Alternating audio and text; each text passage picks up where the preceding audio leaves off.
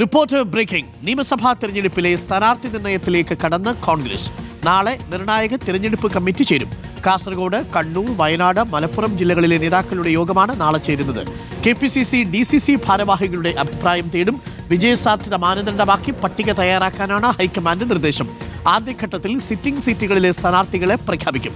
റോഷിപാലുണ്ട് കൂടുതൽ വിവരങ്ങളുമായി. Roshipal, very good morning. Roshi, DCC, KPCC ഭാരവാഹികളുടെ അഭിപ്രായം കേട്ടതിന് ശേഷം ആദ്യം പ്രഖ്യാപിക്കാൻ പോകുന്നത് സിറ്റിംഗ് സീറ്റുകളുടെ സ്ഥാനാർത്ഥികളായിരിക്കും. അതിൽ ആർക്കെങ്കിലും മാറ്റമുണ്ടാകാനുള്ള സാധ്യത നിലവിലുണ്ടോ? വിജയസാധ്യത പരിഗണിച്ച് അവരെ തന്നെ പരിഗണിക്കാനല്ലേ സാധ്യത കൂടുതലുള്ളത്? പാലക്കാട് ഒരു പുതിയ സ്ഥാനാർത്ഥിയെ കണ്ടെത്തേണ്ടി വരും. കാര്യമായ മാറ്റം സിറ്റിംഗ് MLA മാരുടെ കാര്യത്തിൽ ഉണ്ടാവില്ല എന്ന് തന്നെ നമ്മൾ കരുതുന്നു.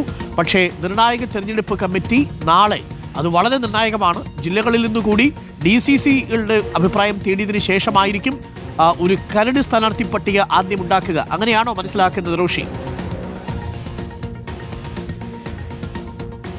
അരുൺകുമാർ, കഴിഞ്ഞ ദിവസം ദില്ലിയിൽ ചേർന്ന സംസ്ഥാനത്തെ കോൺഗ്രസിന്റെ പ്രധാനപ്പെട്ട നേതാക്കളുടെ യോഗത്തിൽ എങ്ങനെ സ്ഥാനാർത്ഥി നിർണയം വേണം എന്നതിനെക്കുറിച്ച് ഒരു ധാരണയായിട്ടുണ്ട്. വിജയസാധ്യത തന്നെയാണ് മാനദണ്ഡം.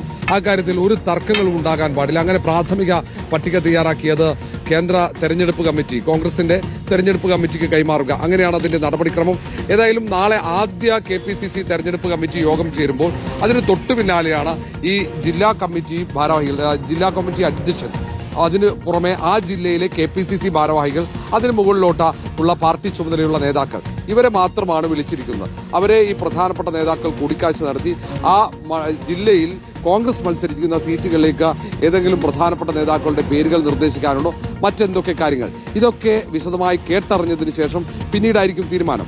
നാളെ മുതൽ 3 ദിവസമാണ് സംസ്ഥാനത്തെ എല്ലാ ജില്ലാ കോൺഗ്രസ് കമ്മിറ്റി അധ്യക്ഷന്മാരുടെയും KPCC ഭാരവാഹികളുടെ അഭിപ്രായം കോൺഗ്രസ് നേതൃത്വം തേടുന്നത്. അതിനുശേഷം പ്രാഥമിക പട്ടികയിലേക്ക് കടക്കും. അതിനിടയിൽ തന്നെ പ്രധാനപ്പെട്ട നേതാക്കളുമായിട്ടൊക്കെ ചർച്ചകൾ ഉണ്ടാകും. ഇത് ഏറ്റവും നിർണായകമാണ്. കോൺഗ്രസിന്റെ ഈ സ്ഥാനാർത്ഥി നിർണയത്തിന്റെ ആദ്യ പടിയാണ് നാളെ നടക്കുന്നത്.